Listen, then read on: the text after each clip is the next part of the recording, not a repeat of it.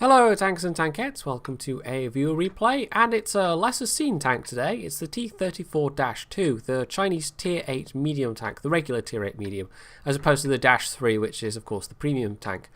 Now the Dash 3 gets a 122mm gun, but the Dash 2 can also mount that gun, and that is exactly what Brumbarr here is using. You'll also note that his clan tag is Circ 3. Well, I looked him up, he's not Circ 3 anymore, he actually deflected to one of the QSF clans, so I'm sure a team of assassins will be with you shortly, Brumbarr. No hard feelings, but you know, it's just how it is. We can't have you spilling all our Circ secrets to the enemy. Anyway, never mind that, there will be comments. He's top tier, this is pretty good, and I've got to say, this is the only replay of this tank that was sent to me, and it's not a popular tier 8 medium. In fact, it's regarded generally as being pretty terrible. And just looking at the raw stats, I can't quite, like, the stats alone don't seem to indicate that it's that bad. But it might just be that even with the, I mean, the top 100mm gun that this gets, it's not a big increase in firepower. It's got, I think, 181 average pen. And it's a regular tier 8. It can see tier 10s. And Brumbarr here, well, you'll notice he's not rolling with any premium ammo at all on this thing. He actually, like the email that he sent, he actually had a T-34-1, T-34-2, and a T-34-3 replay. And he made a point of pointing out for each of those games he doesn't use any premium ammo. And with this gun on a medium tank, well, in this matchmaking it's very nice. And if you can get flanking shots, it's very nice, as he was able to on that Tiger, because the alpha damage is pretty beefy. But I'm thinking it's shots like that against that T-150 that maybe make this the unpopular tank that it is. Because obviously, I mean, the 122mm, the reload is actually better on the Dash 3 than it is on this thing. But this obviously gets a sort of gun upgrade with the top 100mm gun.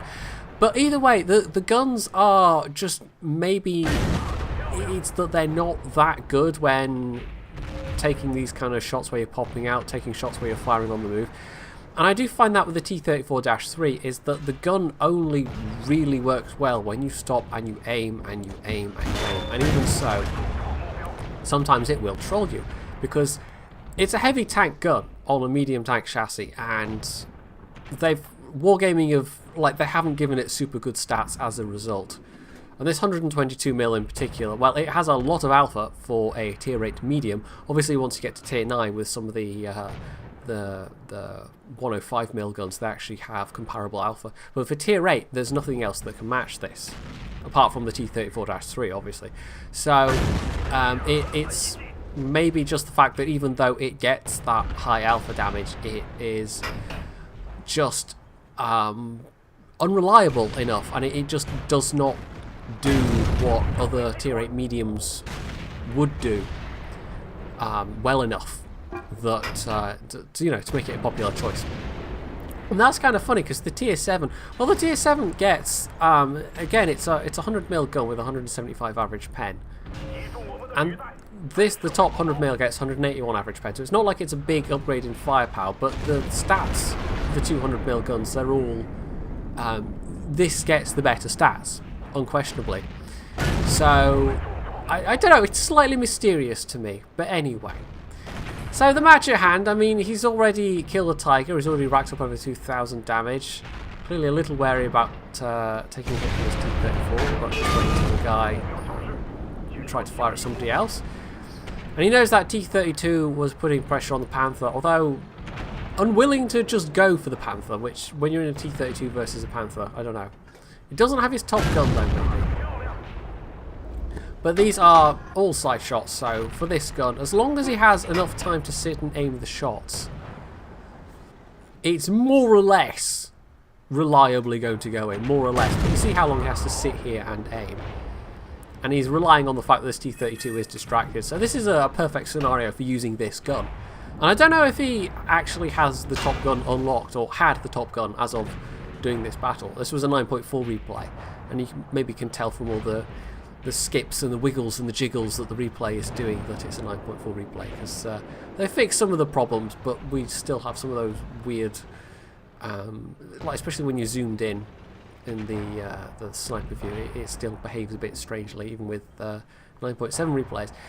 Anyway, more side shots. An unwary T-29, and he will definitely take it. Now, I'm thinking he's got rammer and maybe ventilation, because with 100% crew, I think the default reload speed is something like 14 point something seconds, or maybe just under 14 seconds. I'm just going by memory here, because I've looked up in Tank Inspector. I don't actually have this tank. I have the tier 7. I'm slowly working my way towards this tank, but it's a fairly long reload, and if you're in a sort of a close range knife fight situation, then sometimes that long reload can hurt you. This is a heavy tank reload, basically, and it's a heavy tank gun, so that's fair enough. But that means you're never going to be able to... It's going to be a lot harder to do things on your own than you could with... Oh, I don't know, what's another tier 8 premium that's well regarded? Like the CDC, for instance. That just has enough kind of mobility and everything. Although this has got turret armor, it has got a decent turret. The hull's not up to much, but the turret's pretty decent. But it's just, I don't know, everything's just worked out in this match. It's just somehow, he's just had all the flanking shots, and his teammates have been doing enough and putting on enough pressure that it's come down to this. And although it was fairly even all the way along, he's managed to, without taking a scratch, do nearly 5,000 damage, and he's actually going to go over 5,000 damage, you know, spoiler alert, but that Panther 2 is the last one left alive, and he's got by far the best chance of getting to this Panther 2.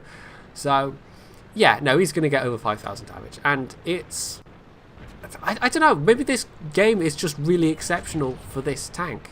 Maybe this tank is just something, it would just struggle to have this performance consistently unless you had really, really good circumstances. And I don't know if I've ever actually had this amount of damage with the T-34-3.